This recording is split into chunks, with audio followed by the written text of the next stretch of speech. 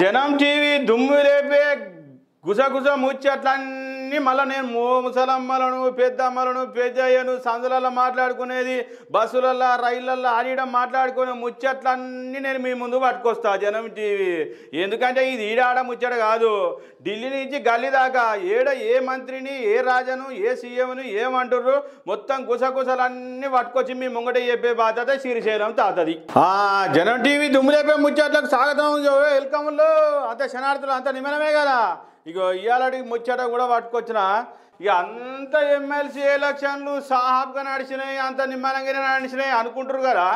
ఇక అనుకునే ముచ్చట్లే అంత నిమ్మలంగానే అయింది, ఏడా అంత మంచిగానే జరిగింది. కానీ ఈ కరీంనగర్ కారణట అది ఆయన బస్సు అట ఉంటాయి కదా బాక్సులు తీసుకొచ్చేది, అంత పోలింగ్ అయిపోయినాక పెట్టెలని తీసుకుపోయి మళ్ళీ తీసుకుపోతున్నారు చూసినావు. ఆ బస్సు వెనక నుంచి ఏమో గుద్దిందట. అయ్యో ఏదో ఒకటి అయితేనే ఉంటుంది గిట్లా.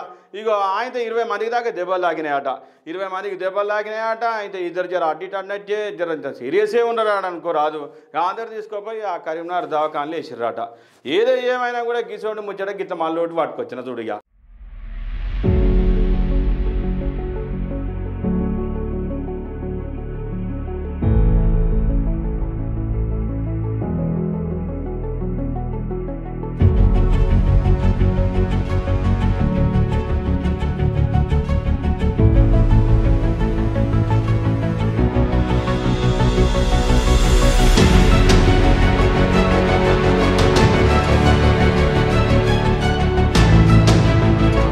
జనం టీవీ దుమ్ము లేపే ముచ్చట్లకు స్వాగతంలో. ఇగో అసలు ముచ్చట చూడు. ఇగో మన పోసాని సార్ ఉన్నాడు కదా, మొత్తం నరాలు కట్ అయిపోతాడు మాట్లాడే సారు.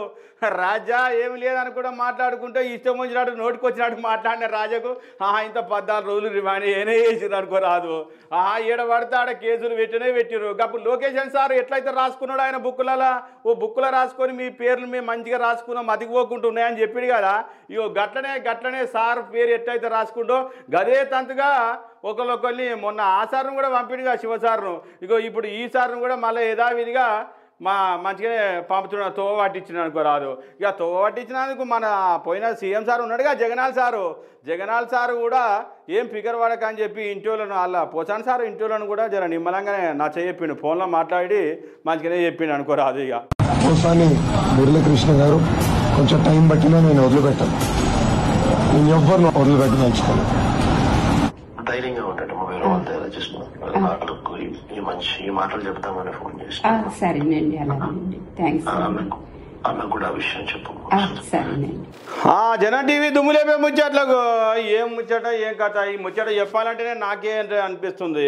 ఎస్ఎల్బిసి టన్నెల్ కాడ ఏం తక్కువ అంత కేంద్రంకి వెళ్ళి ఆడికెళ్ళి ఈడికెళ్ళి అంత మంది వచ్చి సాయం చేస్తున్నారు, అలా లోపలికి పోతున్నారు, తవ్వుతున్నారు, వస్తున్నారు. కానీ అయితలేదు అని చెప్పుకుంటూ వస్తున్నారు ఎవరైనా.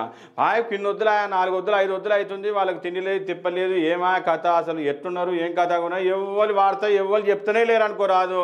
అంత పోయిన సార్లు అయితే పోయిన వాళ్ళు పోయినట్టుగా అంత ప్రెస్ మీట్ పెడుతున్నారు. ఉత్తమ్ కొమ్మారెడ్డి సారు, వెంకరెడ్డి సారు, ఆ సార్ ఈ సార్ అంతా ముచ్చట పెడుతున్నారు. ఇక నిన్న హరీష్ రావు సార్ లోపలికి పోతే ఆయన కూడా అంత లోపలికి పోనీయలే. హరీష్ రావు సార్ కూడా పోయిండు, ఆయన కూడా లోపలికి పోనీయలే. ఇక అంత మంచిగానే ఉంది. కానీ పోయిన వాళ్ళ మరి మంచిగానే ఈ ఎట్లా బయటపడతారు ఏం కథ ఏమి లేక. కానీ ఇలా చేపల పులుసు పెట్టుకొని తినరని గుస పెట్టుకుంటూ వచ్చింది సంసారం అంతా. మళ్ళీ ఓ సార్లు ఈ తినుడు చల్లకుండా వాళ్ళని ఎట్లా బయటకు తీసుకొస్తాడో ఫస్ట్ గా ప్రయత్నం అయితే ఏరా సార్లు అని అందరూ అనుకోబట్టి.